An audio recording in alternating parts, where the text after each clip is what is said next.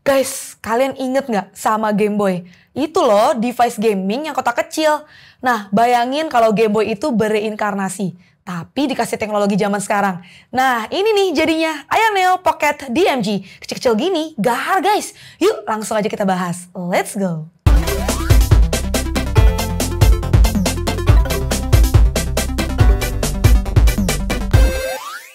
Pertama kali lihat sih emang cukup menarik nih. Desainnya boleh lawas, tapi isi dalamnya modern banget. Nah, tapi sebelum itu kita lihat dulu ya paketan penjualannya. Bentuk boxnya udah berkesan retro banget nih. Kamu juga bisa lihat di belakangnya untuk penjelasan varian RAM storage serta chipset yang digunakan. Saat dibuka, bakalan langsung dijumpai adanya device Aya Neo Pocket DMG-nya. Dan di dalamnya juga tersedia beberapa lembar dokumen, kabel, charger Type-C, serta tombol tambahannya jika diperlukan. Buat kamu yang suka koleksi atau pengen tampil beda, Aya Neo juga menyediakan gift box eksklusif yang dijual terpisah. Dalam gift box ini, kamu bisa dapetin beberapa item koleksi yang cocok banget buat dipajang atau dikasih ke sesama pencinta retro gaming. Selain itu, ada juga Aya Neo Vintage Shoulder Bag. Tas lempang ini desainnya matching banget sama Pocket DMG. Dan pastinya bikin tampilan makin stylish saat bawa-bawa konsol ini kemana-mana. Apalagi yang warna hijau tuanya ini, cocok dipakai jalan juga kan? Desain. Nah, sekarang kita beralih ke device-nya. Pertama kali aku lihat bentuknya, langsung kebayang suasana tahun 90-an. Bentuk persegi panjang ke atas dengan layout tombol yang familiar, tapi semuanya dibalut dengan material dan finishing yang modern.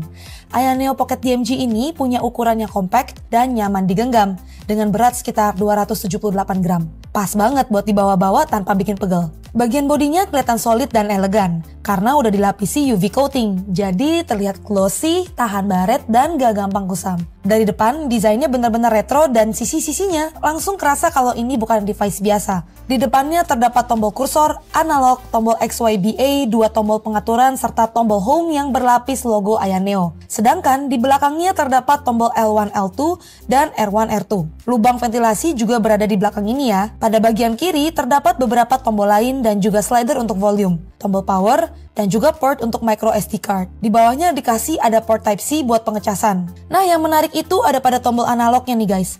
Pertama aku mikir, ini apa ya? Kok panjang banget kotaknya? Tapi ternyata ini merupakan trackpad guys. Jadi buat kamu yang main game FPS atau seperti Genshin Impact bisa menggunakan trackpad ini ya. Keren kan? Layar. Soal layar, ukurannya emang cuma 3,92 inci. Tapi ini bukan layar biasa. Aya Neo Pocket DMG pakai panel OLED dengan resolusi 1240 x 1080 pixel. Hasilnya tajam banget. Bayangin aja, dengan ukuran segini kamu dapat PPI sampai 419 yang bikin setiap elemen di layar kelihatan rapi dan detail. Warna-warnanya juga punchy banget, khas OLED. Hitamnya pekat, saturasi warnanya mantap, dan buat main game retro yang biasanya penuh warna-warni, tampilannya jadi lebih hidup. Dipakai di indoor nggak ada masalah. Dan surprisingly, di outdoor pun masih cukup bisa dinikmati asal brightness-nya dimaksimalin. Tapi buat kamu yang biasa main di HP, pasti layar begini masih kurang berasa enak. Nggak salah juga sih, karena emang layarnya lebih kecil. Tapi ini layarnya juga touchscreen ya, jadi nggak ribet deh buat kamu download game Android yang ada di sini. Hah? Kok Android? Iya guys, jadi base dari Aya Neo Pocket DMG ini sama seperti HP kamu. Di dalamnya juga ada Play Store untuk kamu download game yang kamu pengen. Performa. Berbanding lurus sama performa yang disajikan di sini, walaupun bentuknya imut-imut, Pocket DMG ini nggak bisa dianggap remeh. Di dalamnya tertanam chipset Snapdragon G3X Gen 2 yang secara performa udah kelas flagship buat gaming Android. CPU-nya 8 core dan bisa lari sampai 3,36 GHz dengan GPU Adreno A32 yang juga cukup bertenaga buat urusan grafis berat. Jadi main Wuthering Waves di settingan high? Bisa dong. Jalankan emulator PS2, GameCube, bahkan sampai Switch sangat bisa. Dan yang paling penting, performa ini nggak bikin tangan kepanasan karena Pocket DMG sudah dilengkapi sistem pendingin aktif yang bener-bener jalan. Dipadu sama GPU Adreno A32 yang udah bisa handle banyak game modern. Hasil benchmarknya? Ya lumayan oke lah, Antutu tembus di 1.422.570 poin, yang artinya ini udah masuk ke kategori mid to high class di dunia mobile gaming. Aku lanjut tes di Geekbench 6 dan hasilnya dapat 2015 untuk single core dan 5112 untuk multicore. Nggak ada lag berarti ya. Aku juga tes pakai CPU throttling test selama 30 menit dan hasilnya stabil banget. dengan rata-rata performa CPU di 93%. Ini penting banget buat handheld gaming yang ukurannya kecil, karena artinya performanya tetap konsisten walaupun dipakai terus-terusan. By the way guys, ada 3 varian RAM dan storage nih, 8/128GB, 12/256GB, dan yang aku coba varian 16/512GB. Aku jajal beberapa game berat dan emulator juga, dan hasilnya memuaskan. Yang pertama, aku cobain Wuthering Waves di setting grafis high dan target 60 fps. Hasilnya mantap, rata-rata di 55-60 fps dan secara visual mulus banget. Loadingnya cepat, gameplaynya stabil, dan kontrol juga terasa responsif. Lanjut ke COD Warzone Mobile. Aku pakai preset high juga nih. Di sini memang terasa lebih berat karena rata-rata FPS-nya di sekitar 29 fps. Masih playable sih, tapi memang gak sehalus Wuthering Waves.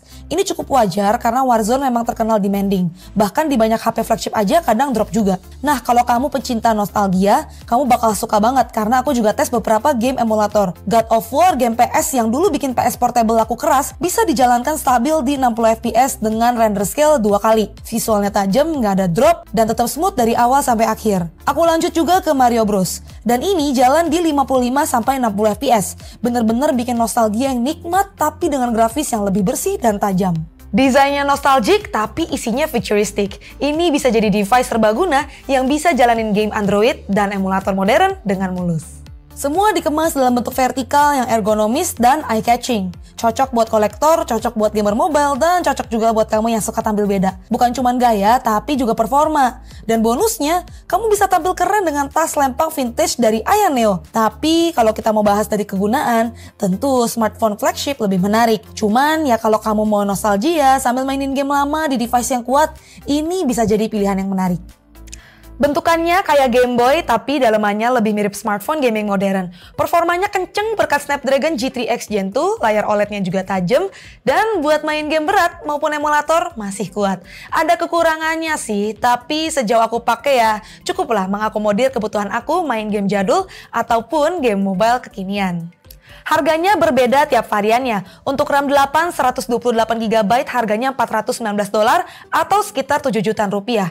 Untuk yang RAM 12 256GB $499 atau sekitar 8,3 jutaan rupiah. Dan aku pakai yang RAM 16 512GB di $579 atau sekitar 9,7 jutaan rupiah. Bisa jadi teman santai, bisa juga diajak kerja keras. Yang jelas, ini handheld kecil dengan kemampuan yang besar. Kalau kamu udah capek sama HP buat gaming dan kepengen sesuatu yang beda, Aya Neo Pocket DMG ini bisa jadi pilihan yang gokil. Oke guys, terima kasih telah nonton video ini. Semoga bermanfaat buat kamu. Sampai jumpa di video selanjutnya. Bye-bye.